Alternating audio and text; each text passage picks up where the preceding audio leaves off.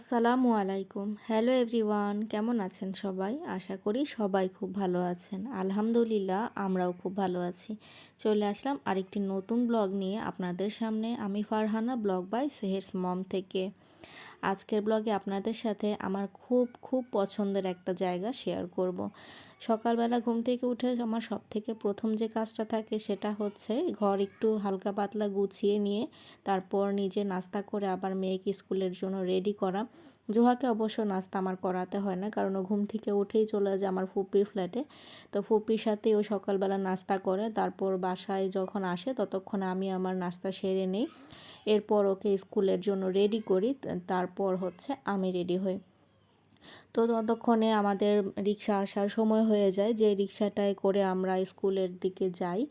তো এরপর টাইমলি চলে আসছিল। জোহাকে স্কুলে নামিয়ে দিয়ে আমি আজকে যাচ্ছিলাম আমার অনেক দিনের প্রতীক্ষিত একটা জায়গাতে। তো এই জায়গাটা আমরা অনেক খুঁজে খুঁজে বের করেছি, আমরা বলতে আমি এবং আমার এক ছোট বোন, যার কারণেই আমার এই বাগান বা গাছের প্রতি নেশাটা তৈরি হয়েছে। তো ওই আমাকে অনেক দিন ধরে বলছিল একটা জায়গার কথা, যে ও নাকি শুনেছে এখানে অনেক বড় বড় নার্সারি আছে, যেখান থেকে আমাদের স্কুলের ওখানে যে ছোট ছোট ভ্যানগুলোতে নিয়ে গাছ বিক্রি করে, তারা নাকি এখান থেকেই গাছগুলো সংগ্রহ করেন। তো ওইটা শুনে আমরা কিন্তু খুঁজতে খুঁজতে চলে এসেছি। প্রথম দিন যাওয়াতে ওই দিন আমাদের যেতে অনেকটাই সময় লেগেছিল, যেহেতু আমাদের আশেপাশে খোঁজ নিয়ে যেতে হয়েছে। কিছু দূর যাওয়ার পর অটো থামিয়ে আবার আমাদেরকে রাস্তা জেনে তারপর দ্বিতীয় অটোতে উঠতে হয়েছিল। তবে প্রথম দিন যে সময় লাগলেও পরে আরেকবার যখন আমি গিয়েছিলাম তখন আর সময় লাগেনি। আমরা সহজ পথ খুঁজে বের করেই সেদিন এসেছিলাম, যাতে পরবর্তীতে কিভাবে যেতে ইজি হবে, গাছ নিয়ে ফিরতে সুবিধা হবে, সেটা আমরা ওই দিনই দেখে এসেছিলাম। তো প্রথম দিন যাওয়ার পরে নার্সারি ওখানে আমরা বেশ কয়েকটাই পেয়েছিলাম, তবে সবগুলো ঘুরে দেখার সুযোগ সেদিন হয়নি। ওই দিনটায় হচ্ছে স্কুলের সময় কাছাকাছি চলে আসছিল, এই কারণে আমরা চলে গিয়েছিলাম। তো পরে যেদিন আবার গিয়েছিলাম সেই দিন হচ্ছে অনেকটাই ভিতরে পর্যন্ত এসেছি, দেখলাম যে ওখানেও আরও 3টা নার্সারি ছিল এবং প্রত্যেকটাই বিশাল বিশাল জায়গা নিয়ে। তো এখানেই আর কি এই পাশে যে নার্সারিটা আজকে আমরা পেয়েছি, এখানের মধ্যে ম্যাক্সিমামটাই আমরা খুঁজে দেখছিলাম হচ্ছে গোলাপ গাছ, কারণ ওই সময়টা ছিল পুরোপুরি গরমের সময়। আর তখন সব থেকে বেশি পাওয়া যায় যেটা, সেটা হচ্ছে এই যে ছোট্ট ছোট্ট পর্তুলিকাগুলো। পর্তুলিকা কিন্তু সামারের একটা বেস্ট ফুল আমি বলবো, এই জন্য যে পর্তুলিকা গাছের এত এত কালার ভ্যারিয়েশন এবং প্রত্যেকটার সৌন্দর্য এত বেশি সুন্দর। বিশেষ করে এই ধরনের যে পাতাগুলো থাকে একটু ঝোপালো টাইপের, এগুলো প্রতিদিন এত পরিমাণ ফুল দেয় যে বলার বাহিরে। আমি কিন্তু এখানের ম্যাক্সিমাম কালারই অলরেডি কালেক্ট করে ফেলেছি, কিছু কিছু কিনেছি, আবার কিছু কিছু আমার এই ছোটো বোনও আমাকে দিয়েছে। তো সব কিছু মিলিয়ে আমরা চেষ্টা করি যে একই কালার দুইজন না কিনে দুইজন ভিন্ন ভিন্ন কিনি। যেসব গাছ সাধারণত ডাল থেকে পরবর্তীতে চারা করা যায় বা বীজ করা যায়, সেগুলো আমরা আলাদা কালার কিনি এবং পরবর্তীতে সেখান থেকে চারা বের করে আমরা একজন আরেকজনকে দেই। শুধু যে আমরা দুইজনই লেনদেন করি তাই নয়, আমাদের সাথে আরও কিছু ভাবি আছেন যারা হচ্ছে আমাদের সাথে গাছ কিনেন। তবে এর মধ্যে কয়েকজন আবার এখন বর্তমানে আসলে ওনারা প্রেগনেন্সির কারণে অসুস্থ থাকে, আমাদের সাথে আসতে পারেনি, তাই আমরা দুজনই এসেছি।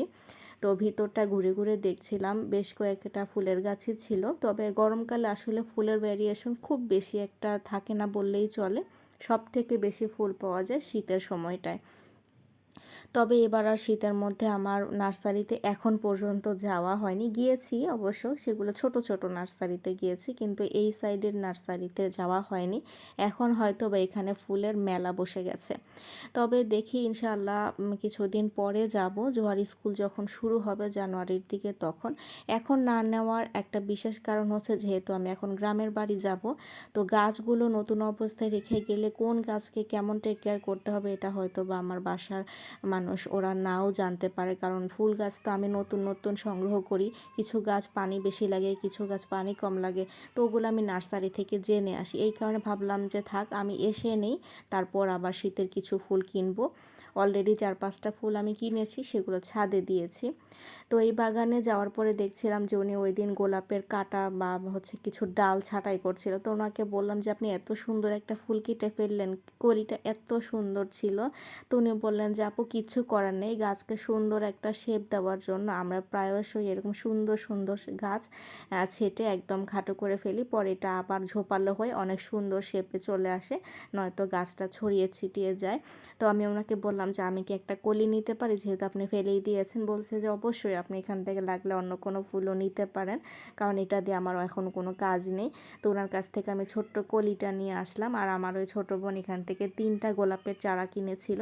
যে চারাগুলো আমরা সাধারণত ভ্যান থেকে 150 থেকে 250 টাকা পর্যন্ত কিনে থাকি, সেই চারাগুলোই আমরা এই নার্সারি থেকে মাত্র 80 টাকা করে কিনেছিলাম। এবং একটা গাছ একটু বড় ছিল, সেটা সম্ভবত 100 টাকা নিয়েছিল।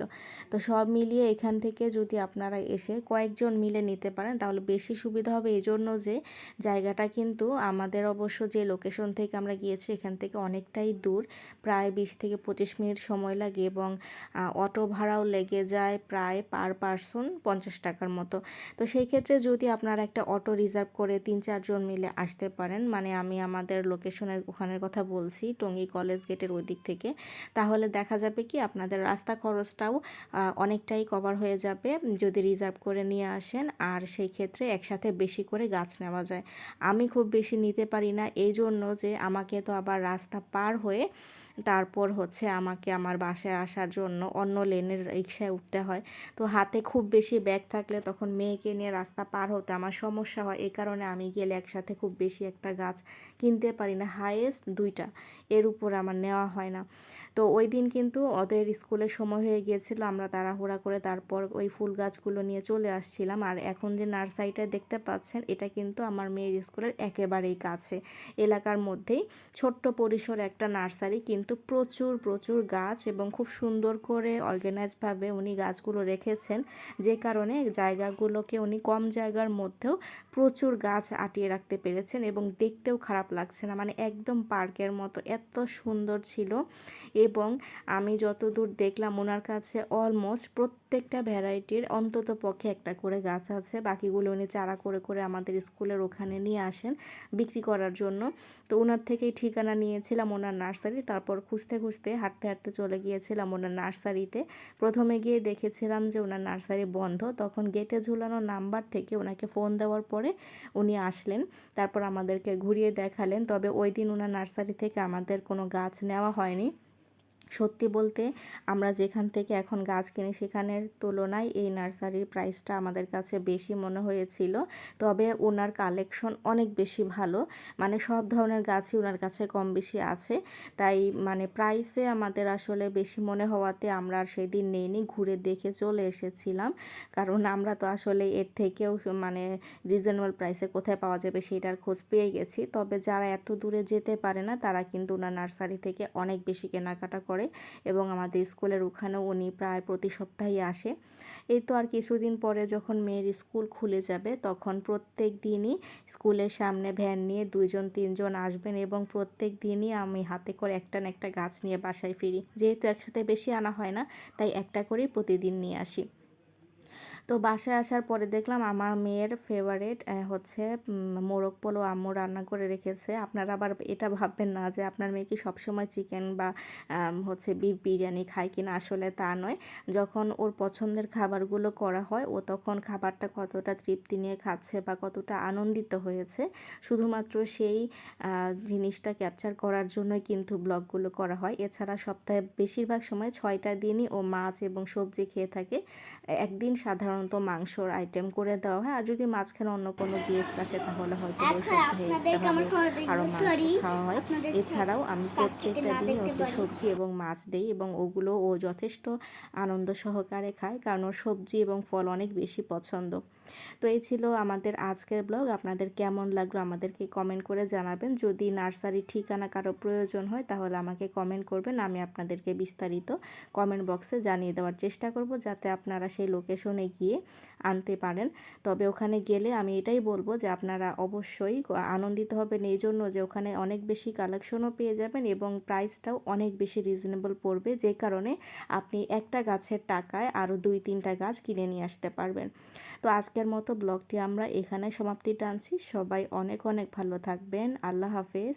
আমাদের জন্য দোয়া রাখবেন। ইনশাআল্লাহ খুব শীঘ্রই নতুন একটি ব্লগ নিয়ে হাজির হয়ে যাব। আল্লাহ হাফেজ।